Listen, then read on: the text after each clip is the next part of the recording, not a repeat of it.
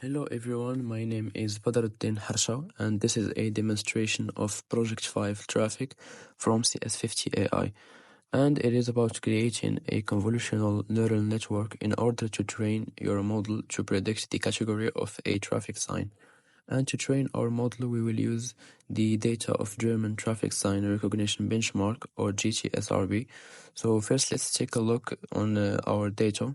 So as you can see, the directory of our data contain 42 other folder, each named by the number of the category, and each folder contain a number of images that we need to extract and process in order to use it for the training.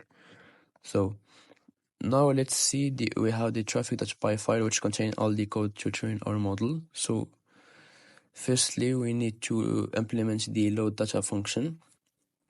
So what we will do is we will look after each directory in the data, because we have each directory is numbered from 0 to 42, and then we construct the path of the category, and then we loop over the images in each category, and we add the number of the category to the labels list so that each image has the corresponding category with it, and then we will construct the image path, and we will use the OpenCV to read the image, and we will resize the image to the corresponding shape using the image width and image height. Then we just simply add the resized image to the images list, and we return the tuple images and labels to use it after that. And now let's take a look to the getModel function.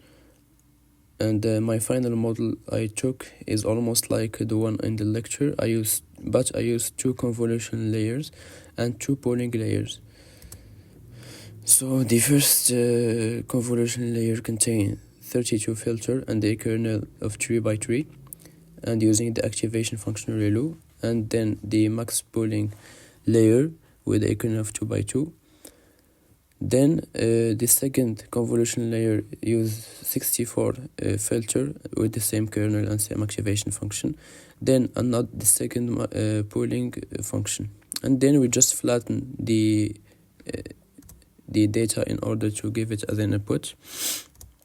And then I added one hidden layer with the 128 units, and I used the dropout method to avoid overfitting. I tried skipping this step before, but I was getting an accuracy of 1, which is a sign of overfitting.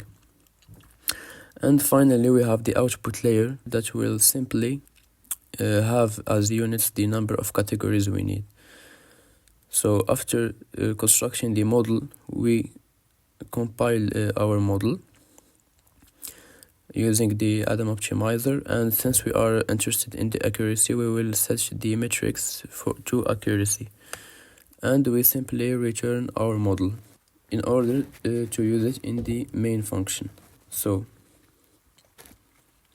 as usual, in the main function we will split the data into training data and test data, and then we will get our model using the getModel we defined earlier. Then we start training the model using model.fit, and we evaluate our model using model.evaluate in order to get the result on the test data. And I'm gonna show you my result.